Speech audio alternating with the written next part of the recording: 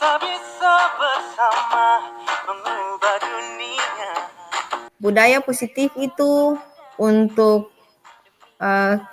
sekolah masing-masing itu berbeda, dan sesuai dengan pemahaman bahwa kebiasaan itu, budaya positif itu merupakan sebuah kebiasaan positif yang disepakati bersama, kemudian dilakukan dalam jangka waktu yang lama.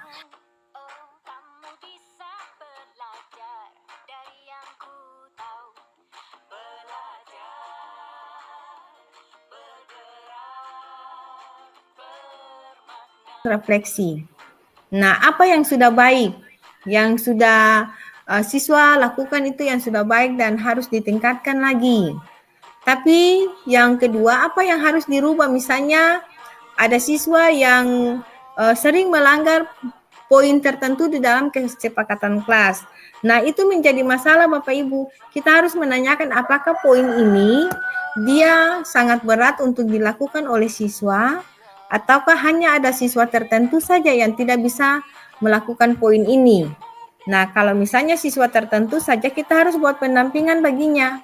Kita memberikan pertanyaan-pertanyaan pemantik yang dapat menarik informasi darinya sehingga kita tahu apa yang menjadi kendalanya sehingga ia tidak bisa melakukan kesepakatan kelas ini. Atau misalnya kalau hampir semua siswa yang tidak dapat melakukan kesepakatan kelas, itu berarti kita harus berembuk lagi. Itu berarti kesepakatan kelas, poin yang tidak dapat dilakukan itu harus diperbaiki lagi atau dihapus. Tapi itu sesuai dengan kesepakatan bersama Bapak Ibu. Nah, sekarang pertanyaan untuk kita bagaimana, kapan waktu untuk pembuatan kesepakatan kelas? Jadi, awal tahun pelajaran ini merupakan awal yang baru, tahapan awal untuk kita membuat kesepakatan di kelas. Jadi, kesepakatan kelas itu bisa dilakukan di awal tahun pelajaran, itu untuk wali kelas Bapak Ibu. Awal pembelajaran baru misalnya untuk guru mata pelajaran.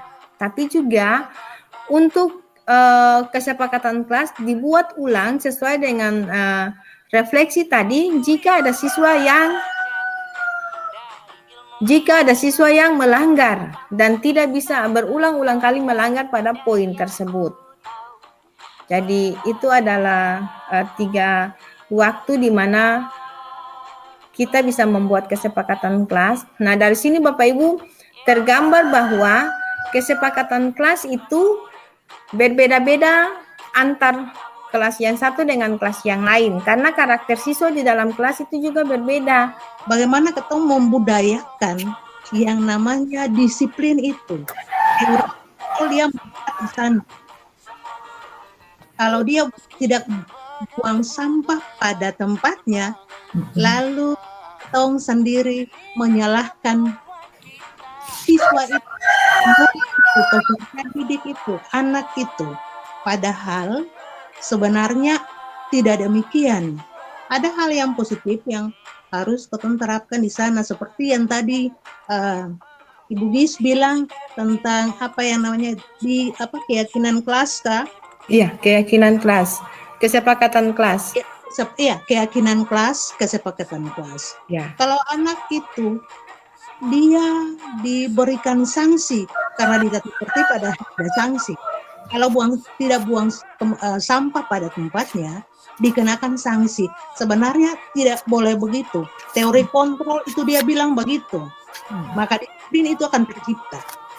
Budaya positif yang materi yang disampaikan oleh Ibu Olan ini penting sekali. Lakukan refleksi, baik itu refleksi kita sebagai guru dan refleksi siswa yang harus kita terima dan kemudian kita ambil sebagai bahan refleksi untuk kita sendiri memperbaiki kualitas pembelajaran kita di kelas nantinya, sehingga proses pembelajaran juga semakin menyenangkan. Ibu Kalen untuk pencerahannya. Jadi Bapak Ibu, dari pendapat-pendapat dari Ibu Kalen, dari sebagai fasilitator sekolah penggerak, tapi juga dari Ibu Jo Sahuburua sebagai pengawas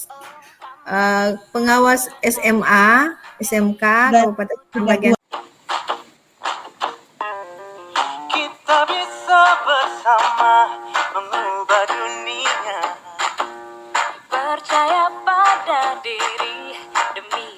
cita-cita.